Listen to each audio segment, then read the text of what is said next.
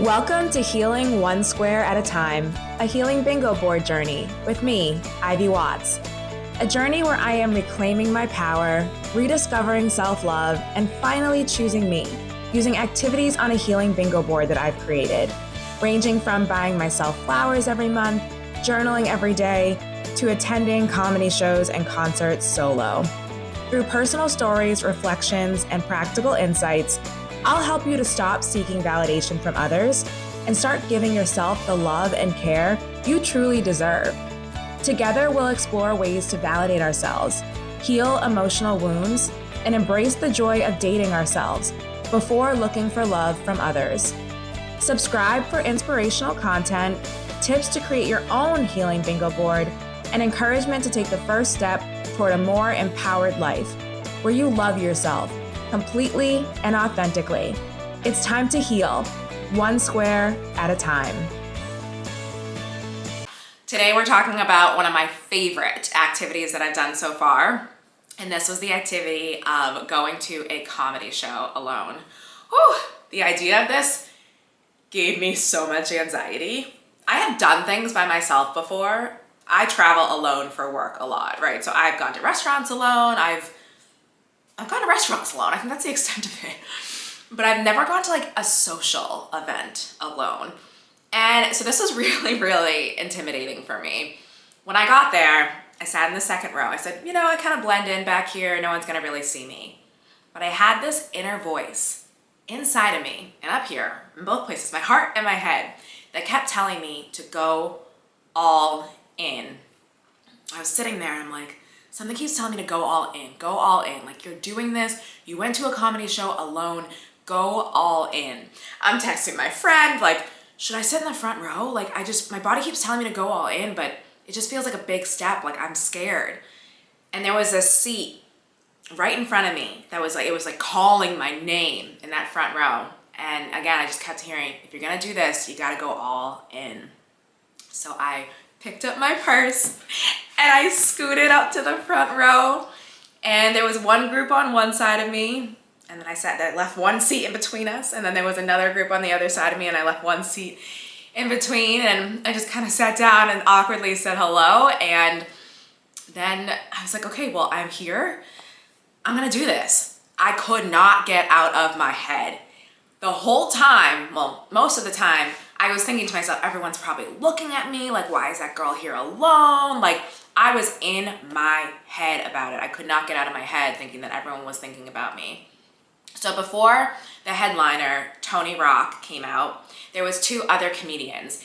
I barely was paying attention to them, and I was laughing kind of when other people were laughing, but I was really just so in my head thinking that other people were judging me. Then the headliner comes out.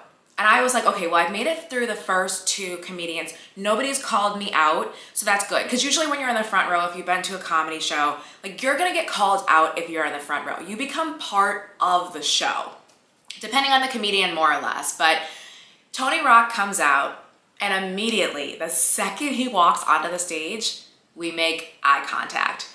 And I was like, oh my God, I'm in for it. I knew it. I knew the second he looked at me that he was gonna call me out. It couldn't have been more than just 1 minute when he said to me, oh, hey, young lady, are you here by yourself? And I was like, oh no. So I said, yeah, I am. He's like, oh, how come? And I was like, oh God. I was like, I'm on a solo date. And I was, again, terrified. I'm so in my head. I'm like, oh, should I say this? Like, should I say I got stood up? No, I'm on a solo date. And the reaction of the crowd blew me away. Everyone started to applaud. I was like, whoa, I didn't expect that. People were like, that's amazing, like, go you. And I was like, wow, like, that's wild. And he asked me, why, you're on the solo date, why are you doing that or whatever? And I just said, I'm on a journey just to heal and to, learn to date myself, basically. And yeah, again, just more cheering, and just people were, so in love with that idea. So again, I was like, wow, like, I was not expecting there to be so much positive response from me saying that I'm on a solo date. So I got a little bit more comfortable after that, because I'm like, okay, nobody's like judging me because of this, they're cheering me on. But I didn't expect to stay the focus of the entire comedy show. There was another guy there who was there by himself. And of course, Tony Rock is trying to play matchmaker. And he was saying, oh, you know, he's by himself and you're by yourself, you know, you're both on solo dates, just make it a date together. And it just became this whole thing. And, you know, he was asking me what my type was and why my last relationship ended. And so it just became like the center of the entire night, which was insane. And I think the most wild part of it all was that I was sitting next to this group. There was 3 guys and 2 girls, and me and the girl, we were sitting right next to each other, and she was just really friendly. And every time there was a joke, we would kind of look at each other like in camaraderie and laughing, and it was really nice, and we made some small talk.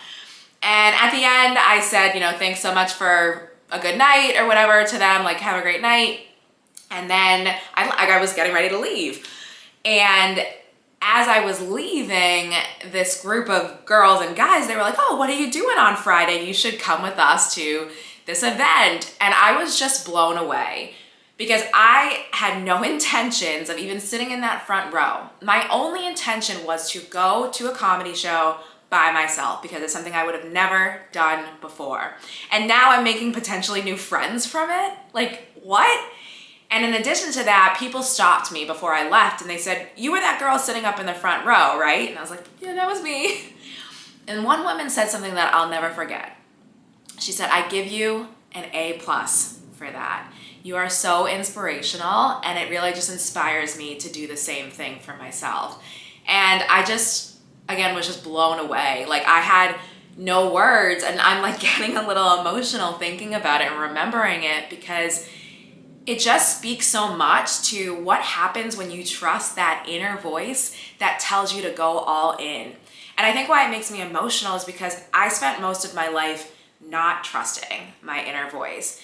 When I was going through my separation and debating about having a divorce and ending my marriage, I spent so much time going back and forth and asking Susie, John, and Joe what I should do. And I was asking everybody what I should do. And I wasn't trusting myself. I wasn't listening to my inner voice. Because from day one of our separation, my gut knew that the best thing for me was to leave and to start life just for me and my daughter as a single mom. I was just scared. I was scared of what that really meant. There was so many pieces and layers to that. The shame of divorce, the fear of starting over with a new house and a new relationship one day, and how I was gonna do it all on my own. And there was so many different elements there that kept me from really trusting my gut. But from that first day, that inner voice knew. And when I finally trusted that inner voice and made the decision to move forward with my divorce, I felt so much more in alignment. I felt so much more free. I felt so much more clear-headed because I was no longer battling my inner voice. I was trusting it. I was being guided by it. And so now I felt like I was living in my truth. I was living in what felt right. And so I'm just so proud of myself that night I chose to live in my truth and I chose to trust my gut. That gut that was saying, go all in. I think about if I hadn't listened to myself that night, I probably would have had a lot of regret. Why didn't you sit up front? You were right there in the second row. Just go sit up front. And I'm so happy that I listened to myself because not only did it build in my confidence, but it also helped me to see that nobody is thinking about you as much as you are. There might have been 1 or 2 thoughts that were like, oh, this girl's here by herself, but I guarantee you, they moved on to something else about themselves soon after. Oh, that girl's sitting up there by themselves. Oh, I hope that me and my boyfriend don't get into a fight tonight. Oh, this girl sitting up there by herself, that's kind of weird. Oh, I'm so stressed about this deadline I have to meet for work next week. So we always think that people are focusing so much on us, and they might, right? We're judgmental people by nature. They might look at you and say something or think something to themselves, but they're not going to be thinking about it long term. They're going back to thinking about what other people are thinking about them. And so we get stuck in this negative cycle that keeps us from taking the risk and trusting ourselves and going all in. So my message for you from my experience of going to a comedy show alone is to go all in. When that voice is telling you to go all in, take that risk. It's scary, but it is so beautiful. And not only will you grow in confidence and strength and realize all that you're capable of, that you held yourself back from before, you're also gonna inspire some other people along the way. Other people are gonna look at you and say, wow, if they could do that, then I can do anything I put my mind to, because they showed me that they believed in themselves, even when it was scary. And I didn't tell anybody that afterwards, that I was so scared or that I was, but they didn't see that. They didn't see the fear. All they saw was that a girl took a step to be brave. That's all that they saw.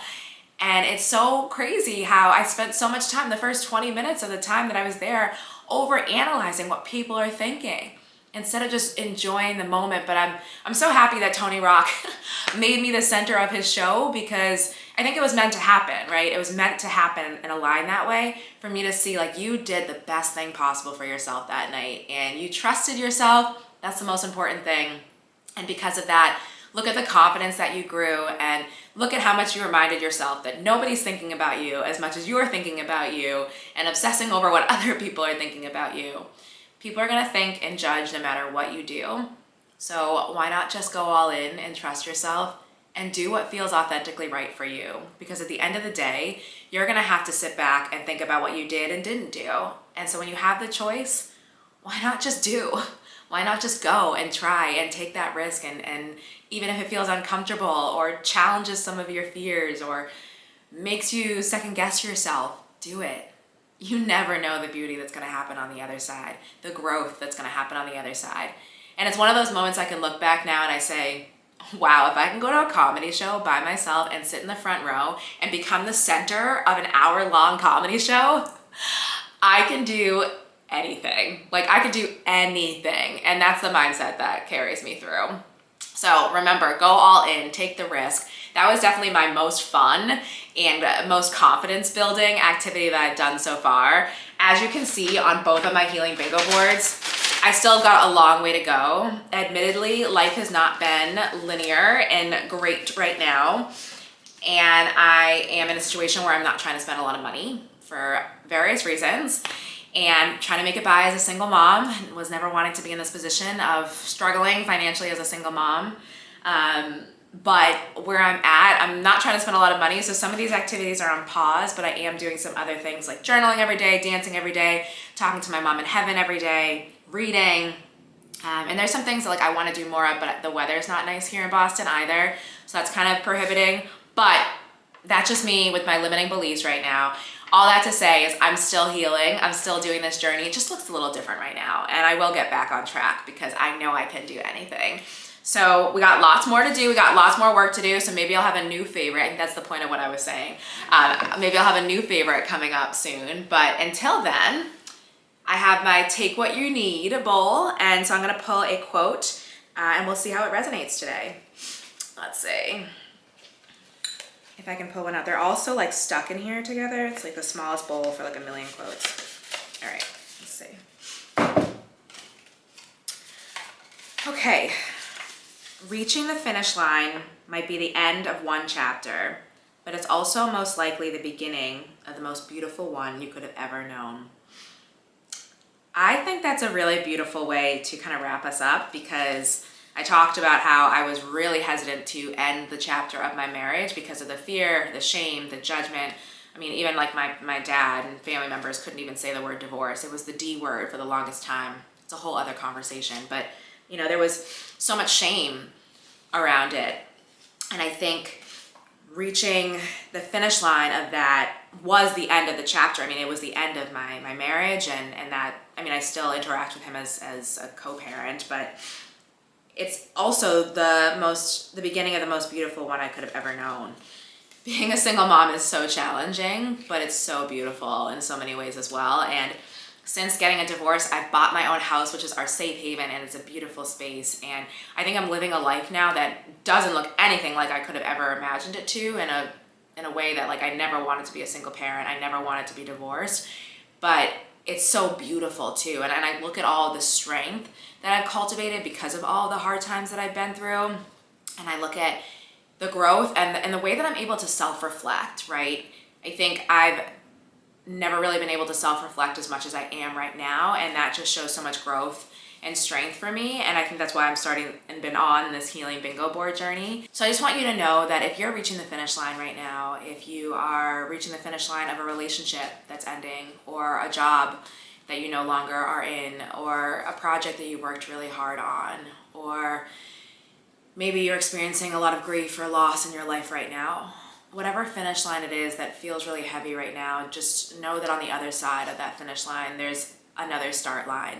I think about it with my track experience, right? So there's the end of one race, but the other one is about to begin. Like if you ever run track, those officials are moving you in and out so quickly. So once one heat has crossed the finish line, the other heat is already ready and on in their blocks for the next race. And so one race is finished, one chapter is finished, but a new one is just beginning. And knowing that that new one is going to look different, and it might have its own set of challenges, but it's going to be beautiful because you have new tools and strength that you cultivated in that last chapter that you finished. And so finishes, endings can be hard and sad, but also know that there's going to be beauty on the other side, and hold on to hope for that. And I definitely feel that I have so much more beauty on this side, so much more safety and health and happiness on this side. I know I made the right choice simply because I trusted my gut, and that's the best thing you can do because you're in alignment with yourself. Trusting your gut, taking the risk, going all in, and knowing that the end of something isn't just the end, it's the beginning of something greater. Thanks for being here, and I'll see you for another episode of Healing One Square at a Time, a healing bingo board journey. Go ahead and start your healing bingo board journey. What are you waiting for?